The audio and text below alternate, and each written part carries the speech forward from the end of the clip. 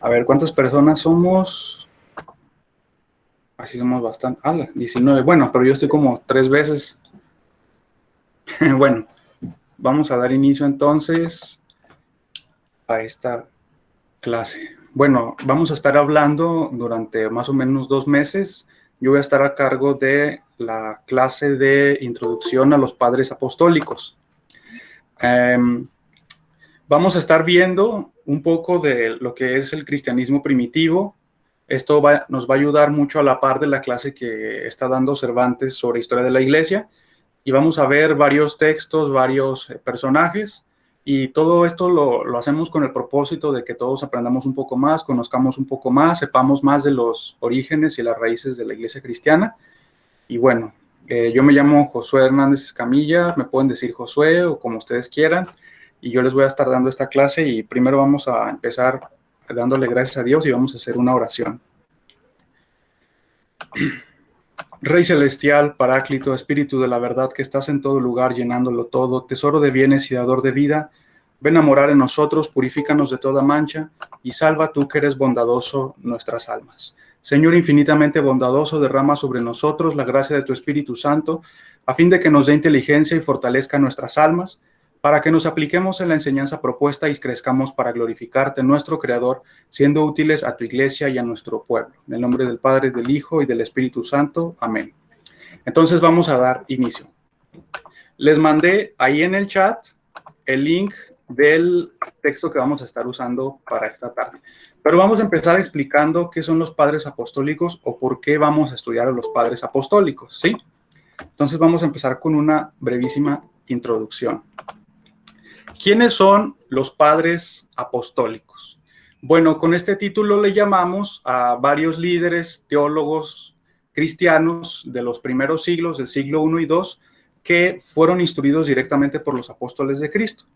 Sabemos por las Santas Escrituras que cuando los apóstoles iban predicando en cada ciudad, iban enseñando la palabra e iban poniendo líderes, que en la Escritura se les llama ancianos o obispos, y estos ancianos, o también llamados obispos o también presbíteros, se encargaban de enseñar la palabra de Dios en sus comunidades, de dirigir, de ejercer autoridad, de administrar los sacramentos. Entonces, vamos a estar hablando de estos líderes que son los sucesores inmediatos de los apóstoles, ¿verdad? Y, por ejemplo, entre estos líderes tenemos, aunque no exclusivamente, pero es en los que vamos a estarnos enfocando, a Ignacio de Antioquía, que también se le llama San Ignacio de Antioquía, San Policarpo de Esmirna, Clemente de Roma, Bernabé, el compañero del apóstol Pablo, Papías de Hierápolis, que es también un autor del siglo II, y Hermas de Roma. Por supuesto, vamos a estar estudiando algunos textos que no fueron escritos por ellos, que son de autores anónimos, pero también los vamos a considerar. Bueno, en el caso de Ignacio de Antioquía tenemos que, de acuerdo a la tradición y algunas fuentes históricas, fue discípulo directo del apóstol Juan.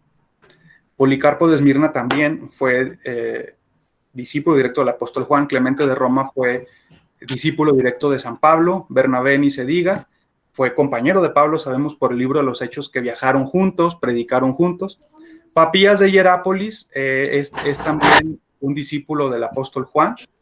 Y Hermas de Roma se cree que era un discípulo del apóstol Pablo o de algún otro de los apóstoles y que vivía en Roma. Estos son algunos de los padres apostólicos que hay. Y bueno, ahí puse unas iconos, ¿no? Unas imágenes acerca de ellos. En este caso, ahí estamos viendo a Policarpo y a Ignacio. Pero como decíamos, no solo vamos a ver a los padres, sino textos. Y de hecho, en la clase de esta tarde vamos a empezar hablando de un texto que se llama la Didache, que en griego significa doctrina o enseñanza. Vamos a ver, si Dios lo permite, también las epístolas o cartas que escribió Ignacio de Antioquía. Como el apóstol Pablo escribía cartas a las iglesias cristianas que estaban dispersas por todo el Mediterráneo, también Ignacio de Antioquía escribió algunas cartas al final de su vida. Clemente escribió por lo menos una carta. Policarpo escribió una carta a la iglesia de Filipos.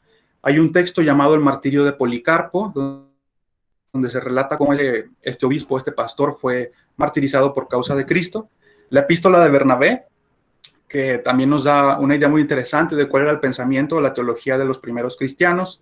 La epístola de Diogneto, que se trata de una explicación que un cristiano anónimo da a una persona que se llamaba Diogneto, que se cree que era una persona de la nobleza.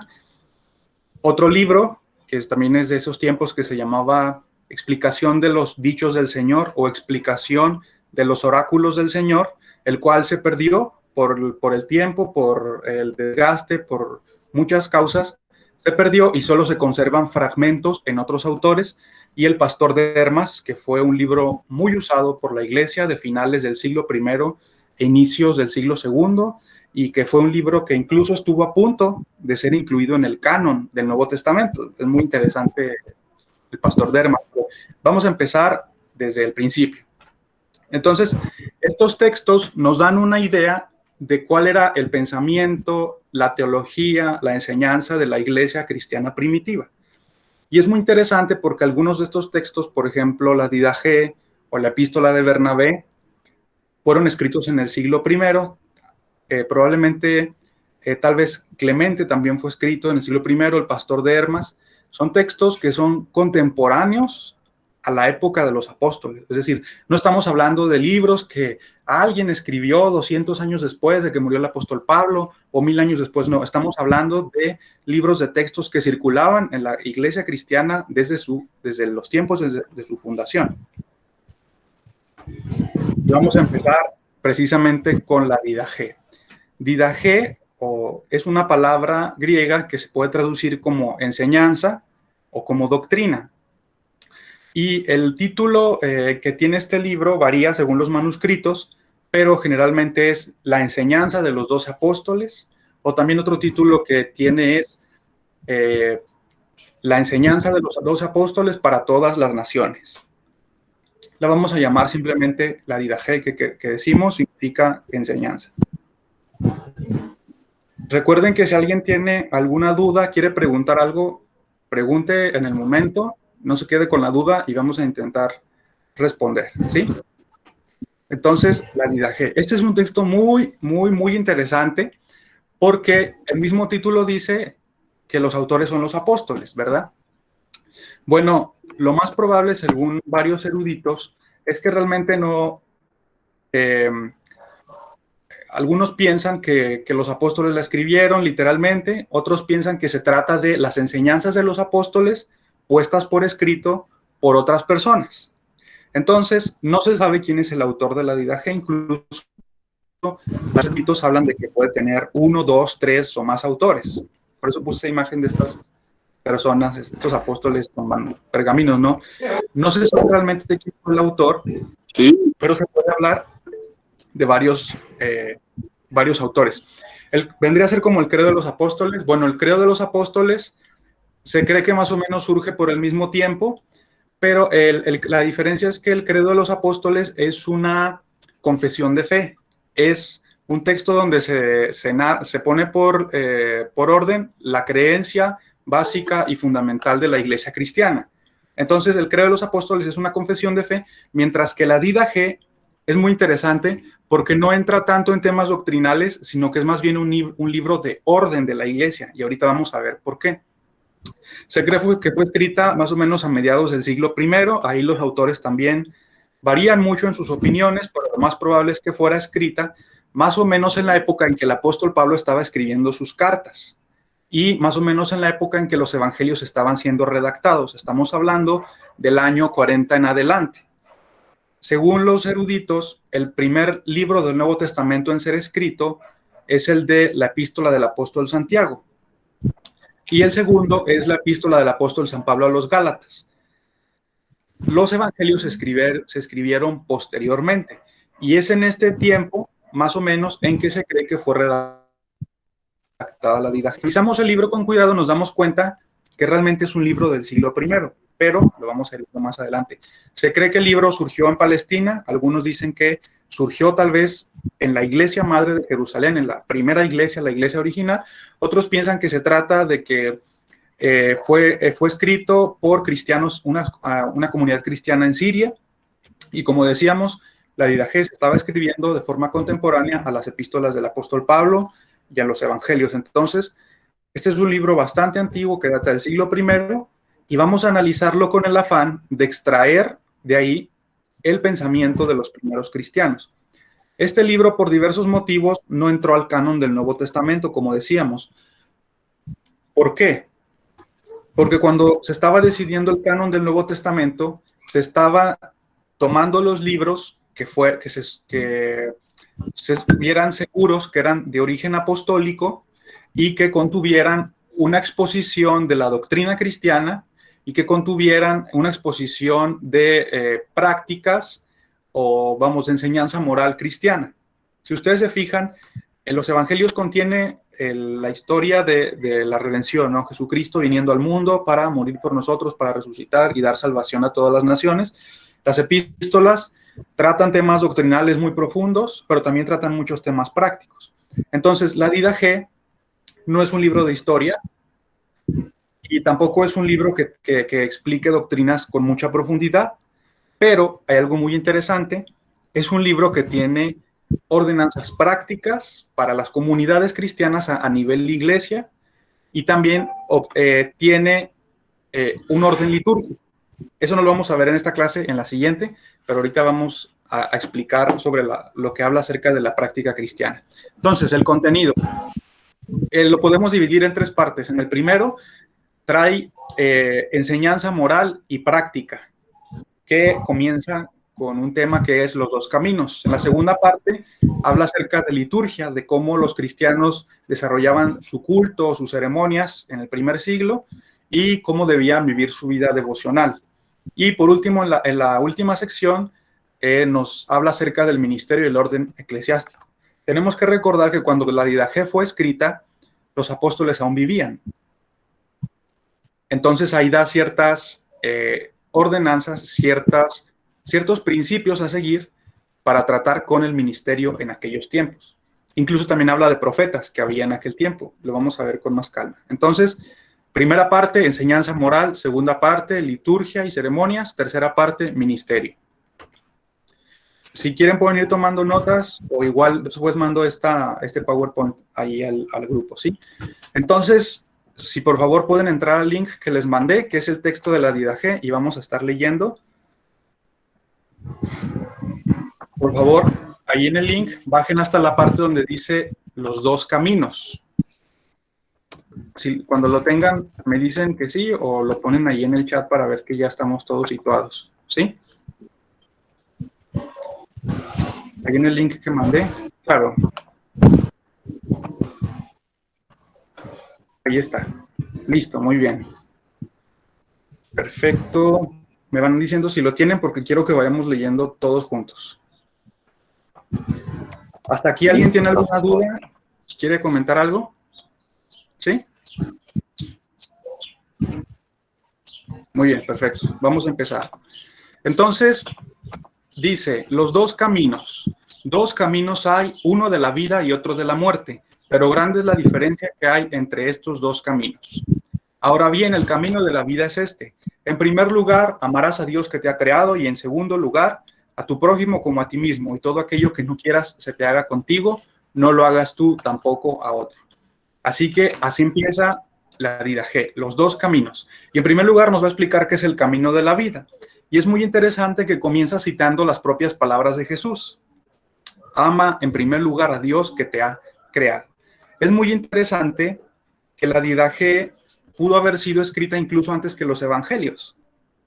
Y es en los evangelios donde encontramos la primera referencia a esta frase de Jesús.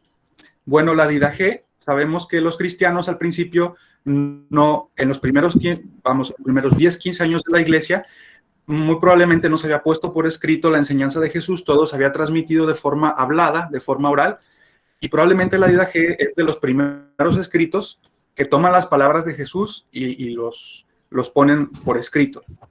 Entonces, así empieza. El camino de la vida es amar a Dios que te ha creado y en segundo lugar, como a tu prójimo como a ti mismo. Sigue diciendo, mas la doctrina de estas palabras es como sigue. Bendecid a los que os maldicen, llorad por vuestros enemigos y aún ayunad por los que os persiguen. Pues qué gracia tiene que améis a los que os aman. ¿No hacen también eso mismo los gentiles? Mas vosotros amad a los que os aborrecen y no tendréis enemigos. Abstente de los deseos carnales y corporales. Otra vez haciendo eco de la enseñanza de Jesús, ¿verdad? bendigan a los que los maldicen, oren por sus enemigos y algo muy interesante, y aún ayunad por los que os persiguen. Esto habla en primer lugar de que el ayuno era una práctica que la iglesia primitiva ya tenía bien fundamentada y que era habitual y que la pone al mismo nivel de la oración. Así como oras por otros, ora por tus enemigos, así como ayunas por la gente que amas, ayuna por tus enemigos. Luego sigue diciendo, si uno te da una bofetada en la mejilla derecha, vuélvele también la izquierda y serás perfecto. Si uno te fuerza a ir con él el espacio de una milla, acompáñale 2. Y aquí está haciendo otra vez eco de las palabras de Jesús, ¿verdad? Que menciona Jesús en los evangelios. Vamos a ir hasta la parte donde dice la limosna. A todo el que te pida, dale y no se lo reclames, pues el Padre quiere que a todos se dé de sus propios dones. Bienaventurado el que da conforme al mandamiento, pues es inocente. Mas ay del que recibe, porque si recibe por necesidad será inocente, mas el que recibió sin necesidad tendrá que dar cuenta de por qué y para qué recibió. Será puesto en prisión y no saldrá de allí hasta pagar el último ochavo o centavo, dice otra versión. No he visto esa palabra, ochavo. Y aún sobre esto fue dicho que tu limosna sude en tus manos hasta que sepas a quién das. Otra vez está hablando lo mismo que Jesús enseñó y dice algo muy interesante, que si alguien te pide, dale, es decir, enfatiza la generosidad y no le reclames. Si le das algo a alguien, no le reclames. Es como cuando dicen, si das algo, no lo recuerdes, pero si recibes algo, nunca lo olvides. Y dice aquí que el Padre quiere que a todos se dé de sus propios dones. En cierta manera, el Padre Celestial, que nos bendice a nosotros de muchas formas, de forma económica, espiritual, intelectual, quiere que compartamos eso con otros, porque Él quiere que sus dones no sean solo para nosotros, sino para todos. Dice, mas ay del que recibe, porque si recibe por necesidad será inocente, diciendo que si tú tienes necesidad y alguien te ayuda, está bien, eres inocente, pero si recibes sin necesidad, tendrás que dar cuenta de por qué y para qué recibiste, ¿no? Aquí hablando en contra de la gente que finge no tener y aún así está pidiendo, o está pidiendo para aprovecharse de los demás. Y aún sobre esto fue dicho, dice la última parte del párrafo, que tu limosna sude en tus manos hasta que sepas a quién das. Creo que esto es importante, que debemos pensar bien a quién vamos a darle una limosna, que no nos dejemos engañar por la gente que a veces nos quiere hacer creer algo, ¿no? Sobre todo, todos los que estamos aquí somos latinoamericanos y a todos nos ha tocado ir por la ciudad o en el camión o yo no sé dónde, y llega alguien que te pide dinero y a veces uno no tiene la malicia de darse cuenta si la persona lo está pidiendo sinceramente o solo está fingiendo para ganar dinero, ¿verdad? Pero también incluso en eso hay que tener cuidado, ¿verdad? Porque realmente hay mucha gente que pide y no tiene necesidad. Bueno, a mí me ha pasado varias veces y después leo esto y digo, chanfle, a lo mejor sí debía haberla pensado más porque luego supe que a tal persona que le di no lo necesitaba y solo estaba abusando, ¿no? Vamos a pasar a la siguiente sección. ¿Hasta aquí alguien quiere agregar algo? ¿Preguntar algo? ¿Comentarios? ¿Dudas? ¿Quejas? ¿Sugerencias? ¿Reclamos? ¿Ninguna? Bueno. Perfecto. El segundo mandamiento de la doctrina es este. No matarás. Haciendo eco de los 10 mandamientos, no cometerás adulterio, no corromperás a los jóvenes, no fornicarás, no robarás, no te dedicarás a la magia ni a la hechicería, no matarás al hijo en el seno de su madre, ni quitarás la vida al recién nacido, no codiciarás los bienes de tu prójimo, no perjurarás, es decir, no harás un juramento falso, no levantarás falsos testimonios, no mentirás, ni acusarás injustamente a nadie, y no calumniarás ni guardarás rencor a nadie. Hasta aquí. Esto es un eco de los 10 mandamientos. Y esto nos deja algo muy en claro, que para los primeros cristianos, los 10 mandamientos en cierta forma seguían vigentes. No se trataba de que dejamos la ley y los profetas, ya no nos sirve de nada, ahora nomás con el Nuevo Testamento, no, sino que también esa ley está vigente, exacto, es como las parábolas de Jesús, como dice Gabriel. De hecho, esta parte de la viaje está calcado de las parábolas de Jesús, y es cierto, se parece mucho al Nuevo Testamento, como dice J. Son enseñanzas morales, pues están sacadas de la enseñanza de Cristo y de los apóstoles directamente.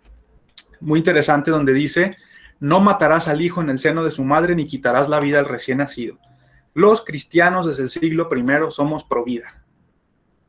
los cristianos desde el siglo I somos pro vida. Y si ahora viene un cristiano socialista, cristiano progre, a decir otra cosa, es que o no conoce el cristianismo o solo se está engañando a sí mismo. Pero está escrito desde que la iglesia respetaba la vida de los que estaban en el seno de su madre y de los recién nacidos. Así que eso es muy importante. Bueno, vamos a brincarnos un poquito por causa del tiempo. Esta sección moral no la vamos a poder ver en todo detalle, pero yo les dejo que de tarea que lo lean, que lean todo el texto de la IDG, es muy cortito, la verdad no es tan largo, que lo lean en sus casas. Ahorita vamos a estar dando un vuelo de pájaro sobre esta parte de los dos caminos. Exacto, si dicen eso, hay tabla. Sí, claro, son ignorantes de la historia realmente o simplemente no lo quieren ver. Exactamente, como dice Camilo, algunas versiones dicen no matarás al hijo engendrado en la orgía. Claro, estamos hablando de que los cristianos vivían en una cultura grecorromana donde las fiestas o los festivales para los dioses, en esos festivales se llevan a cabo orgías en las que, bueno, pasaban un montón de cosas marranadas y obviamente en algunos casos había concepción de hijos y obviamente los paganos que no querían a estos pequeños, pues los terminaban abortando, asesinando después de nacidos. A ver, pregunta Sam, Josué, ¿y lo guardaban por obras o por fe? ¿A qué cosa te refieres a que guardaban, Sam? ¿A los mandamientos o cómo? No me quedó muy bien claro tu pregunta. Dice la siguiente parte, sección 3, apártate del mal, dice, hijo mío, huye de todo mal. ¿Sí? ¿La salvación te refieres? Sí, ¿verdad? Los mandamientos. Ok. Aquí hay algo muy interesante que notar y vamos a hacer un pequeño paréntesis para explicar esto. La IDG está dando una serie de mandamientos y de principios morales que debemos seguir, ¿de acuerdo? ¿Qué es un mandamiento? Cuando tú obedeces a Dios, ¿qué estás haciendo? Una acción, ¿no? Una obra. Pero ¿por qué motivo la estás haciendo? Tú estás obedeciendo el mandamiento de Dios porque tienes fe en que Dios ordenó eso y tienes fe en que lo que Dios te ordena es lo mejor para ti. Entonces, al guardar un mandamiento, al obedecer a Dios, al guardar las cosas que hemos leído, que tenemos en las Escrituras y que repite la DIDAG, estamos haciendo una obra por fe. Estamos obrando en base a la fe que tenemos. Entonces, sabemos que Dios no salva a nadie en base a su carácter moral o que es una persona muy buena, muy piadosa, sino precisamente en base a la fe y la obediencia que demuestra a lo que Dios ha revelado. La Escritura nos dice que por gracia sois salvos por medio de la fe y esto no de vosotros, pues es don de Dios, no por obras para que nadie se gloríe. Es decir, las obras no son la base por la cual Dios nos salva, sino nuestra fe. Pero también la Escritura enseña que la fe sin obras es muerta. De modo que la verdadera fe, la fe que salva, es una fe que obra. Es una fe que demuestra por medio de sus acciones que realmente cree en la palabra de Dios y obedece en la palabra de Dios. Entonces, desde ahí, desde el Nuevo Testamento queda muy claro, Dios nos salva por la fe que tenemos en Él y esa fe la demostramos por medio de nuestras obras. Esas obras pueden ser muy diferentes dependiendo de los individuos y de las circunstancias, pero siempre la fe se va a demostrar de una u otra manera. No sé si eso responde a tu pregunta.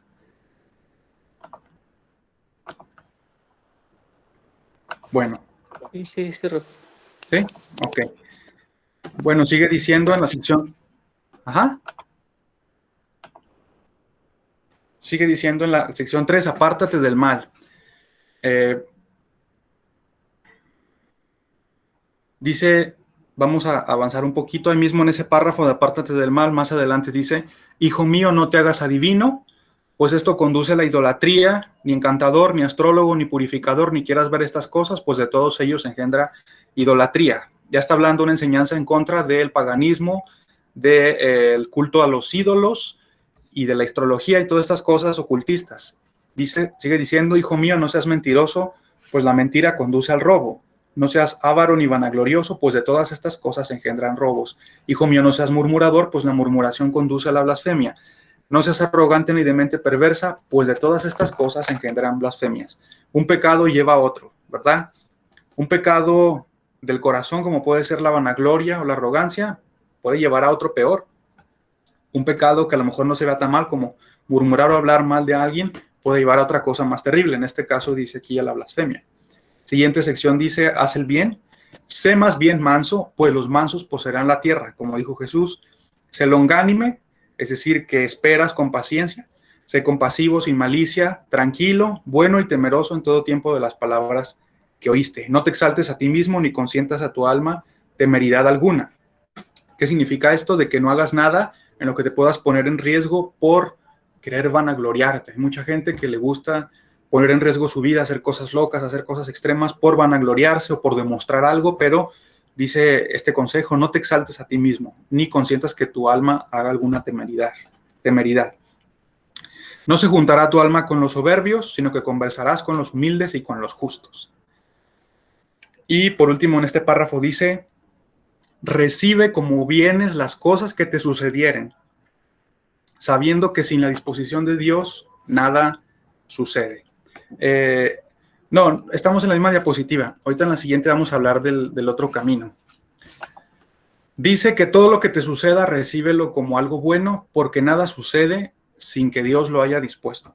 A veces esta es una de las cosas que más nos cuesta aprender, ¿no? Como dice el apóstol, que a los que aman a Dios todas las cosas les ayudan a bien. Y es la actitud que deberíamos tener, ¿no? Recibir todo lo que pasa, sea bueno o malo, como un bien. Porque lo que está pasando en nuestra vida, sea fácil, sea bueno, o sea difícil, sea complicado, no ocurre sin que Dios lo haya dispuesto así. Dios lo está permitiendo con un propósito para nosotros.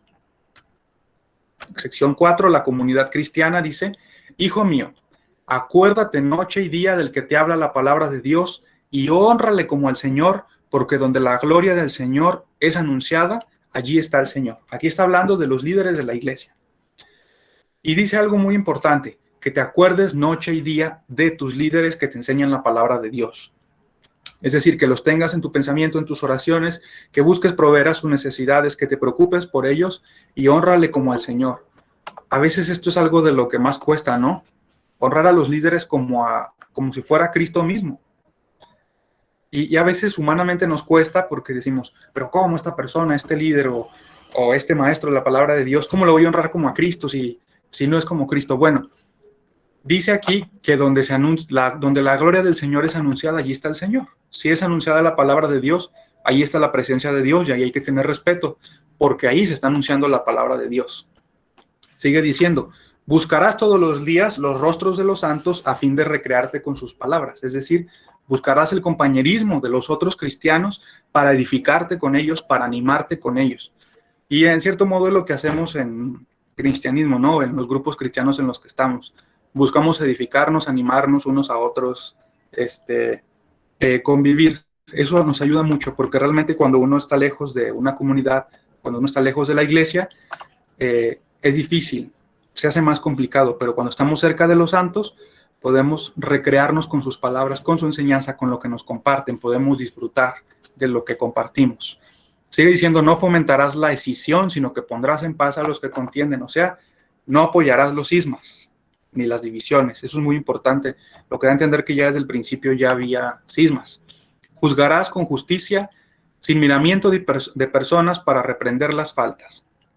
Es decir, que hay que ser imparciales, ¿no? En los juicios. Bueno, en este caso podemos decir que una autoridad eclesiástica es la que está en capacidad de hacer esta clase de juicios en los problemas que surgen.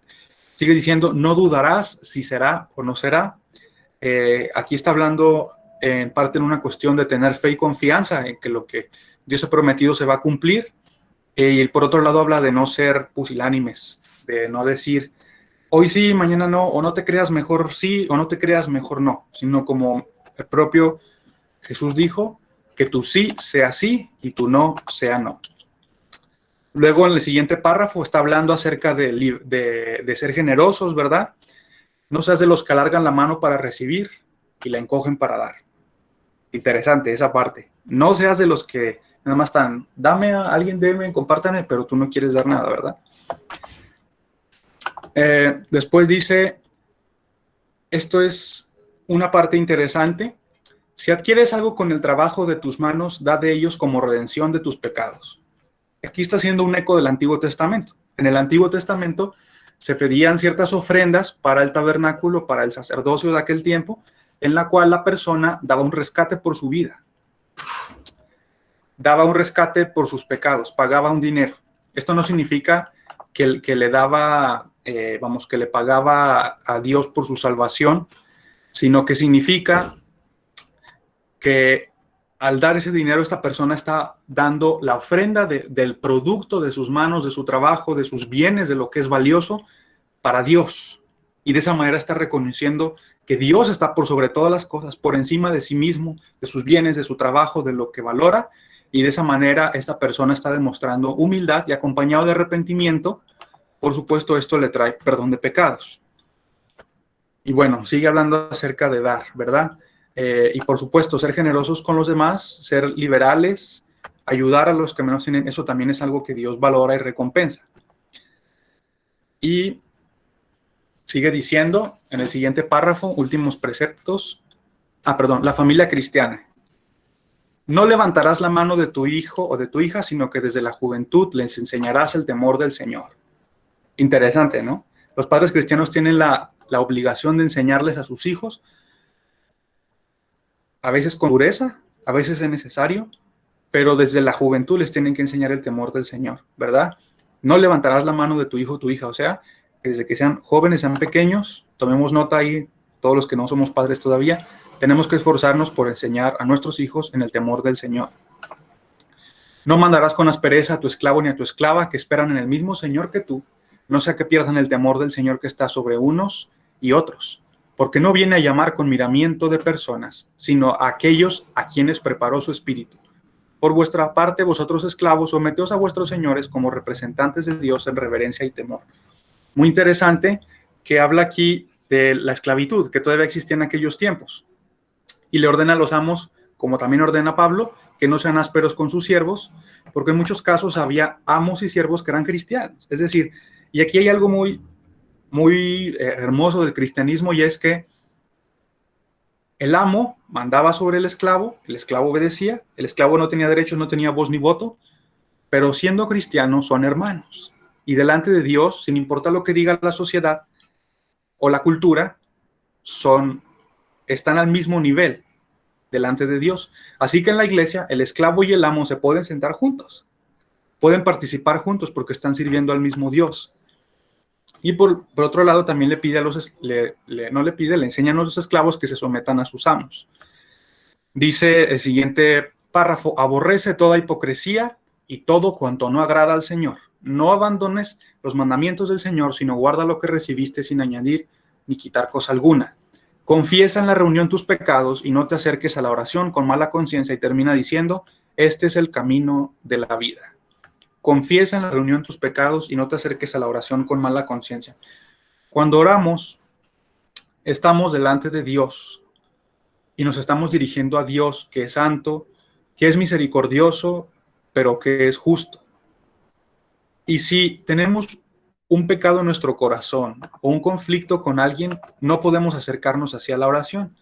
Tenemos que hacer confesión de pecados. Confiesa en la reunión tus pecados. Está hablando de que si vas a la reunión de la iglesia, a hacer una reunión de oración, a estudiar la palabra de Dios, a celebrar la cena del Señor, tienes que confesar tus pecados. Aquí todavía no está claro, estamos hablando del siglo I, si tienes que confesarle tus pecados a toda la congregación o ser una confesión privada o confesarle a cierta persona. Exactamente, o sea que antes de participar de la reunión, dice Cervantes, tienes que purificarte, exactamente. Y de hecho, siempre las reuniones de oración o cualquier culto cristiano debe empezar con una oración de arrepentimiento, ¿verdad? Y de hecho, la gran parte de denominaciones cristianas en la historia empiezan siempre con una oración de arrepentimiento. ¿Por qué? Porque todos pecamos y no podemos acercarnos a una reunión de los santos delante de Dios con pecado, así que siempre hay que pedir perdón. Termina diciendo: este es el camino de la vida. Entonces, hasta aquí es el camino de la vida. No te preocupes, Joshua, está muy bien. Igual se está grabando esto. Y ahora, el camino de la muerte. Esta sección es más corta y vamos a ver qué dice el autor de la Didaje, los autores de la Didaje sobre el camino de la muerte. Hasta aquí no sé si alguien quiera comentar algo, alguien quiera agregar algo. Todavía tenemos tiempecito. La mototaxi dice. Pueden aportar algo que ustedes consideren valioso, algo que les haya gustado también.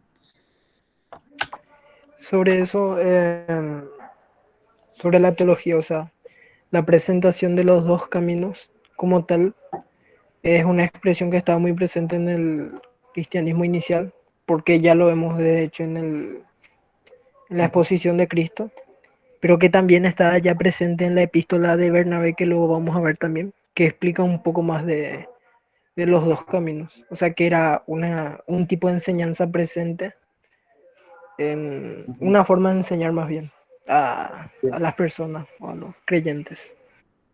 Así es, los dos caminos. Incluso Cristo mismo dice, ¿no? Que hay un camino angosto y un camino estrecho, ¿verdad? Y dice que el camino estrecho es el que lleva a la vida, y el camino, no es angosto, es ancho y estrecho. El camino estrecho lleva a la vida, el camino difícil de seguir a Cristo lleva a la vida, y el camino ancho, que parece más tranquilo, más chévere, como os dicen, o más bacán, dicen algunos, ese es el camino que lleva a la muerte. Dice Gabriel, he aquí puesto delante de ti, exactamente, desde el Antiguo Testamento Dios le dice a Israel, mira que he puesto delante de ti la vida y la muerte. Y es lo que Jesús mismo enseñó y los primeros cristianos creían, como estamos viendo. ¿Alguien más quiere comentar algo? Más chévere, como dice la chaviza. Muy bien. Entonces vamos a ver el camino de la muerte. Y puse, se me olvidó explicar, pero en el camino de la vida puse un pavo real, ¿verdad? Esta imagen que aparece aquí del pavo real está en una de las catacumbas romanas, que es donde los cristianos se reunían para hacer sus reuniones en secreto, y que estaban adornadas con arte, ¿verdad? Con arte cristiano, en este caso el pavo real, que simbolizaba para los cristianos primitivos la vida eterna. Ellos creían que el pavo real, al morir, sus plumas no se pudrían, no se deshacían, entonces era un símbolo de la vida eterna, ¿verdad? Y ahora el camino de la muerte puse esta imagen que también está en las catacumbas y que data de los primeros siglos del cristianismo, donde aparecen nuestros primeros padres, Adán y Eva, allí frente al árbol del conocimiento del bien y del mal, haciendo lo que provocó la ruina de nuestra raza. Pero bueno, así es, está grabando esto gracias a Dios. Así es, Kevin, a los primeros cristianos les decían los del camino, exactamente, porque ellos hablaban de este camino a seguir, que es Jesucristo, y al principio les decían los del camino, después se les agregó el título cristianos. Entonces vamos a ver ahora cuál es el camino de la muerte. Dice en la sección 5, el camino de la muerte es este. Ante todo, es camino malo y lleno de maldición. En él se dan muertes, adulterios, concupiscencias, fornicaciones, robos, idolatrías, magias, hechicerías, rapiñas, falsos testimonios, hipocresías, doblez de corazón, engaño, soberbia, malicia, arrogancia, avaricia, deshonestidad en el hablar, celos, temeridad, altivez y jactancia. O sea, da una lista de pecados, ¿verdad? Muy larga. Luego dice, este camino siguen los perseguidores de los buenos, los aborrecedores de la verdad, los amadores de la mentira, etcétera, etcétera, etcétera. Y continúa diciendo en el siguiente párrafo, los siguen otros, sí, aquellos de quienes está lejos la mansedumbre y la paciencia, los amadores de la vanidad y los que buscan solo su recompensa, los que no se compadecen del pobre, los que no trabajan por el atribulado, los que no reconocen a su Creador, los matadores de sus hijos, los destructores de la imagen de Dios, los que arrojan de sí al necesitado, los que oprimen al atribulado, los abogados de los ricos, interesante esa parte, los jueces inicuos de los pobres, los pecadores en todo. Apartaos, hijos, de todas estas cosas. Tremendo. Me llama mucho la atención que dice que los que siguen el camino de la muerte, entre ellos están los matadores de sus hijos, ¿no? Ahorita hablando de que los cristianos somos pro vida desde el siglo I, bueno, los matadores de sus hijos, los proabortistas o abortistas, van por el camino de la muerte. Los que arrojan de sí al necesitado, es decir, los que no tomen en cuenta a los pobres, los desechan, no les ponen atención, los detestan. Los abogados de los ricos, o sea, los que usan de su sabiduría, de su intelecto para defender a los opresores en contra de los oprimidos. O sea, desde ahí estamos viendo que la iglesia ha enseñado, porque Cristo enseñó desde el principio, a alejarnos de todas estas cosas, de la opresión hacia los pobres, de los jueces inicuos de los pobres y de los pecadores en todo.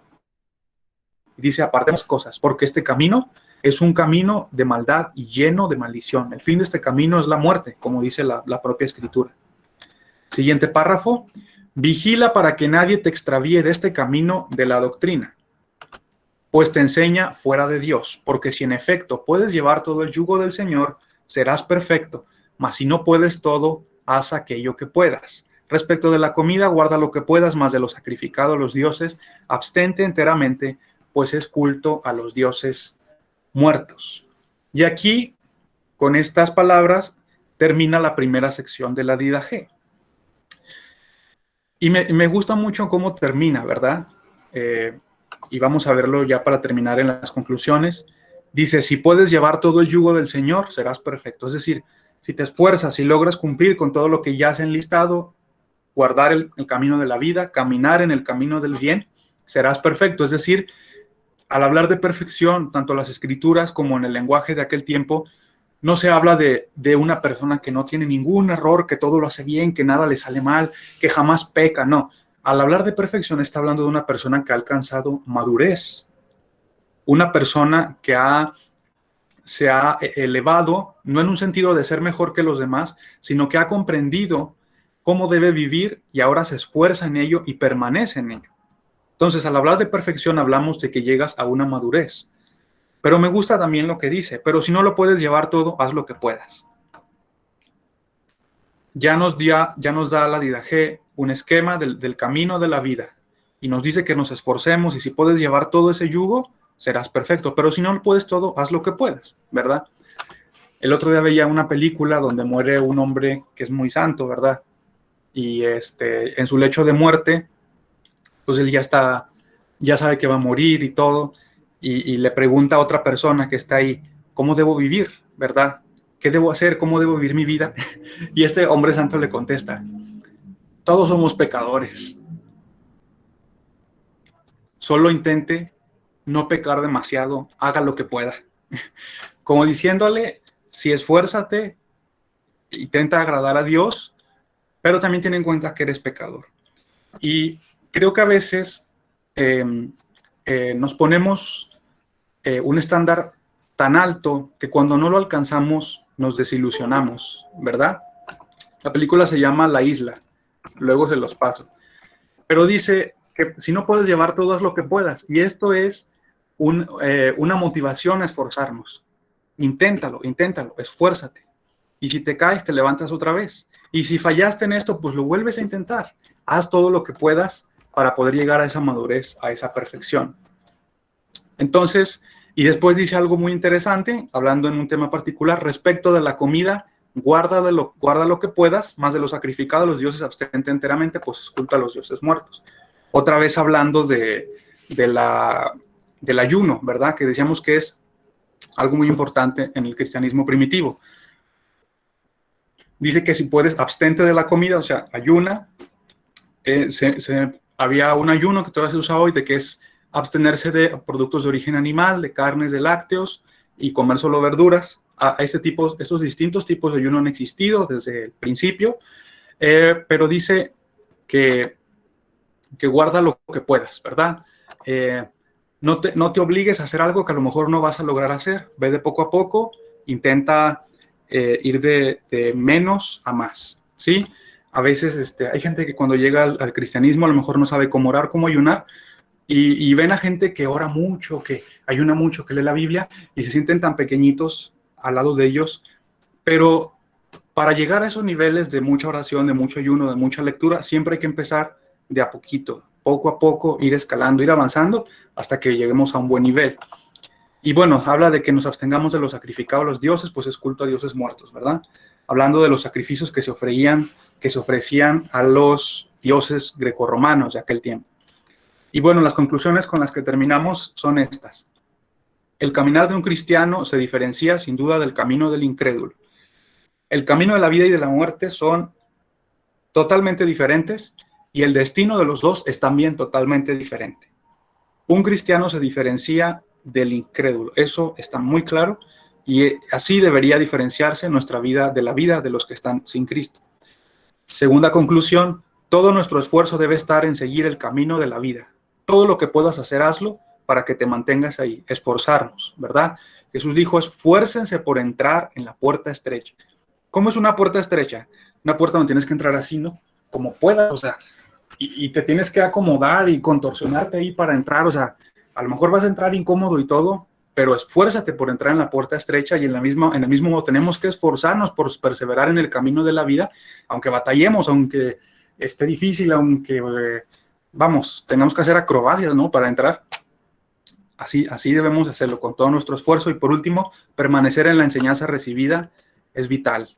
Dice el último párrafo de la parte del capítulo 6, vigila para que nadie te extravíe de este camino de la doctrina, pues te enseña fuera de Dios, no, o sea, diciendo, no dejes que nadie te enseñe otra cosa diferente a lo que ya has aprendido. Entonces, con estas conclusiones, vamos a concluir esta primera parte. Ahora que estamos estudiando estos libros, estos textos del siglo I, lo mejor es transportarnos hasta esos tiempos.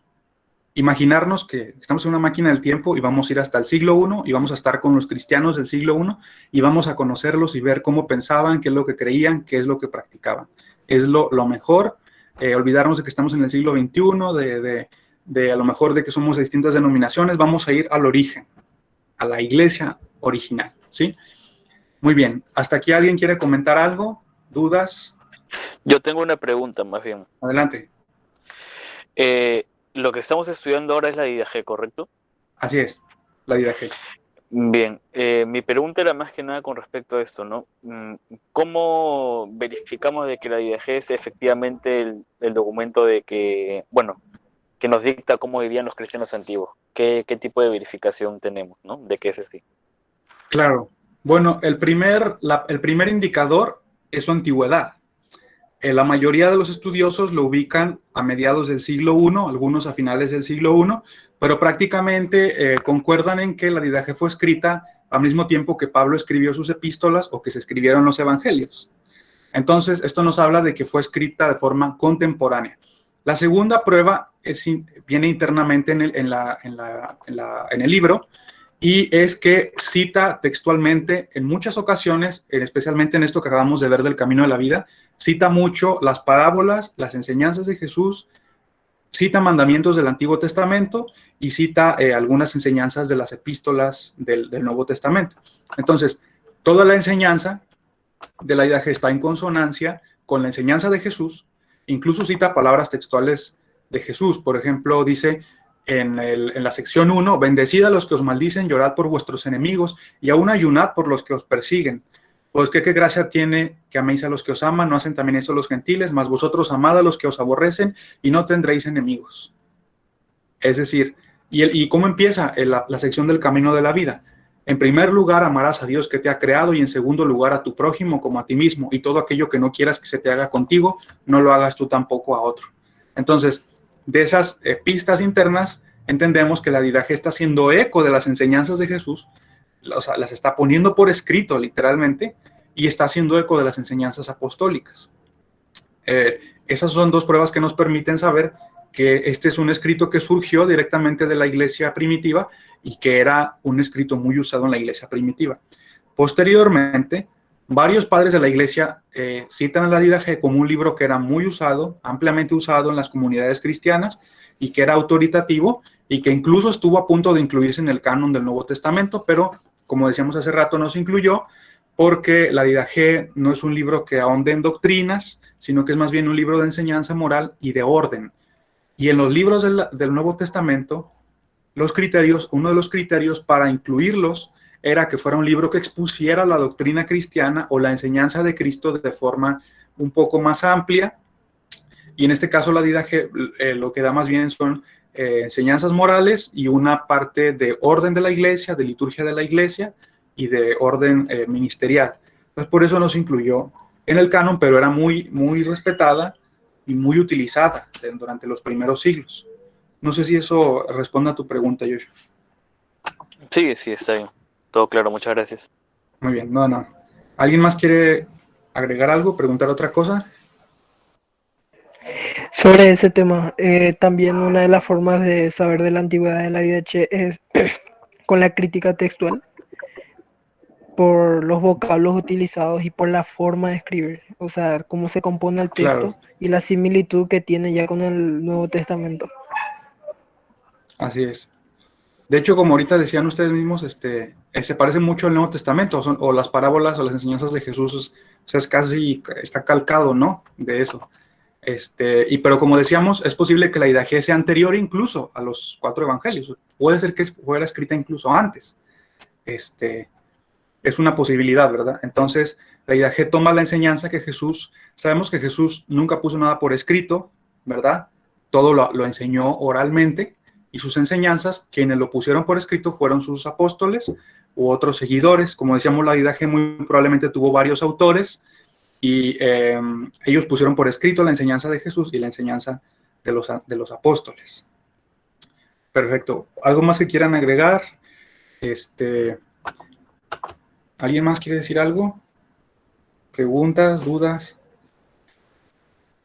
Bueno, si no hay ninguna, entonces les voy a dejar una tarea, y es que lean todo el texto completo. Ahí les voy a mandar otra vez en el chat el link donde lo pueden leer. A ver, permítanme. Ahí está. Ahí pueden leer el texto completo. Y la próxima semana vamos a entrar a la segunda sección del libro, ¿verdad? Hoy vimos la primera sección, que es la enseñanza moral. Enseñanza moral y práctica, los dos caminos. Sí, lo siento, tengo que dejarles tarea. Pero es leer, no se preocupen, tampoco es tanto. No los voy a poner a leer un libro de 500 páginas. Está bien, es poquito, unos cuantos capítulos. Muy bien, Jimena. Entonces, la próxima semana vamos a hablar de liturgia y devoción y de ministerio y orden eclesiástico. Exacto, en media hora se la avientan. Está muy cortita. ¿Se han preguntado alguna vez cómo celebraban los cristianos primitivos la Cena del Señor? ¿Se han preguntado cómo bautizaban? ¿Se han preguntado cómo ayunaban? Sí. Sí, lo han preguntado. Perfecto. Bueno, vamos a verlo. Lo vamos a ver en la otra clase para que estén y no se la pierdan, ¿eh? Sí, pueden hacerle de muchas maneras para leerlo, créanme, está muy sencilla y está muy fácil de leer, no tiene cosas muy complicadas. No hay un link de asistencia, buen punto. ¿Quieren que grabemos asistencia? Que vayamos diciendo quién vino y quién no. Bueno, es que en parte es estos cursos pues no son totalmente formales, entonces no sé si sea pertinente registrar la asistencia. Fabri, disculpa, José. Fabricio, tú que estás con la cuenta de la página, ¿por qué no creas un formulario en Google Drive? Sí, es que puedes, ¿no? Así como Ahora. creamos las encuestas estas para los cristianismo Award. Ah, No sé, Sí. ya para la próxima clase sería, pues, ¿no? Sí, sería mejor para la próxima sí. ¿Sí? Sí, para la Ok, próxima. Sí, muy ya bien. ahora ya hay que pasarnos por alto, ¿no? Pero sí sería buena idea para saber, ¿no? Quiénes están interesados en el curso, ¿no? Claro que Ya sí. cosa que, por ejemplo, los que no estén interesados, pues, una vez terminada la clase les damos ban, ¿no? Ah, no. Bueno, ya veremos. Sí, bueno, pues así terminamos esta clase. Gracias a todos por haber asistido, la verdad, muy bien, todos muy atentos. Y bueno, espero que hayamos aprendido algo nuevo todos. La verdad, creo que esos temas son muy interesantes y creo que podemos edificarnos a través de ellos. Adelante, Bárbara, tu pregunta. Si tienen preguntas, ahorita es cuando, suéltenlas todas. Pueden escribirlas por el chat o hablando, ¿sí? Claro, adelante. ¿Sí, Bárbara? A ver, déjate. Ahí va. Preguntar era si en qué momento se dejó o sea, este libro como predictivo en el Nuevo Testamento, igual hay muchas iglesias que utilizan, aparte de la Biblia, libros, pero en el que, por ejemplo, he oído, no enseñaba, o sea, como que utilizar. Ajá. Tu pregunta es que en qué momento se dejó de utilizar, ¿verdad? Es que se corta un poquito tu audio. Sí. Esa es tu pregunta, ¿verdad? Ok. Bueno, mira, por medio de los padres de la La voy a iglesia... escribir mejor porque Ok, en perfecto. Sí, es Venezuela. que se entrecorta. Bueno, contestando un poquito. Este libro, desde el siglo I, estaba en uso. Sabemos que los padres de la iglesia lo conocían, lo tenían muy en cuenta, y este libro, de hecho, la Didache, fue base para otros libros que surgieron posteriormente. Por ejemplo, uno que se llamó Didascalia Apostolorum, que también significa más o menos lo mismo, enseñanza de los dos apóstoles, pero es otro libro completamente diferente. Hay otros libros que tomaron como base la Didache. Algo que tenemos que enfatizar es, la Didache es un libro de orden de la iglesia primitiva. Es un libro donde te da una enseñanza moral, pero también te da pautas o órdenes que se deben seguir en las iglesias locales. Entonces, este libro se usa desde el siglo I. Sin embargo, durante muchos siglos desapareció. Sabemos que muchos manuscritos antiguos se perdían, y este libro se encontró otra vez hasta el siglo XIX. Se recuperó por un monje ortodoxo griego en una biblioteca, y él encontró este texto y lo tradujo, y de aquí es donde como comenzó la Didache otra vez a ser reconocida en el ámbito académico. Sin embargo, aunque no se contó con el texto original escrito durante muchos siglos, sí las enseñanzas sí permanecieron en otros libros de orden. Y en la próxima clase que vamos a hablar sobre cómo era el bautismo, la cena del Señor, el ayuno, vamos a ver que estas prácticas sí se siguieron usando, a pesar de que durante algunos siglos el libro estuvo perdido.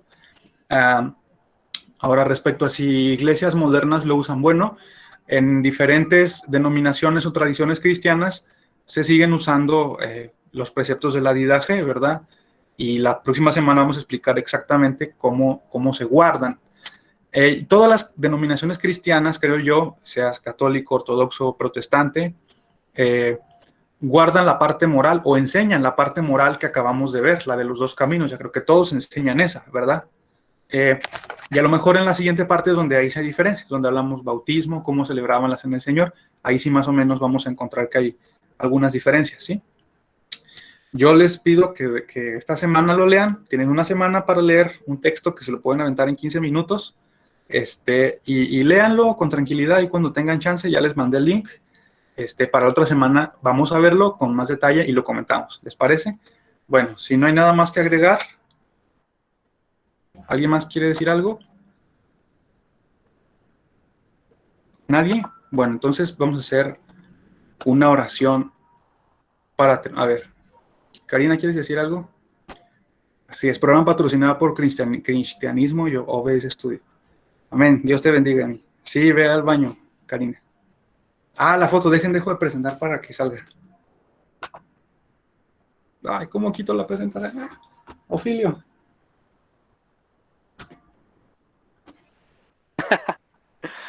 Parecías esos profes de más de 70 años que no sabían cómo presentar su diapositivas en Zoom.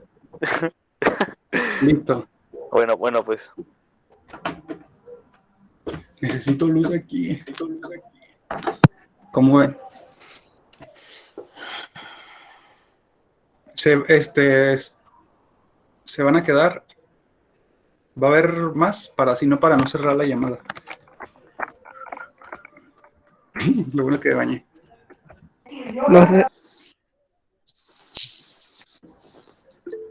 Ay, pastel. ¿Quién cumpleaños? ¿Quién va a tomar la captura? ¿Tú, Salma? No, alguien que tenga No sé, alguien que tenga ahora, ¿no? Ajá. A ver, déjenme ver si puedo cambiar diseño. Prendan No sus sé, cámaras. Yo no veo a Salma. ¿Te prende tu cámara, Salma? Bueno, Salma, tú dijiste que prendas. Ahí está, ahora sí. ¿Listo? Ya la prendí. Ya. Era bien bañada la Jimé. Sí, apenas salí hoy. Esa gente, ¿no? Apenas dijeron que prendan sus cámaras, se fueron varios, ¿eh? Oigan, ¿cómo les fijo la cámara principal? ¿Ayuda?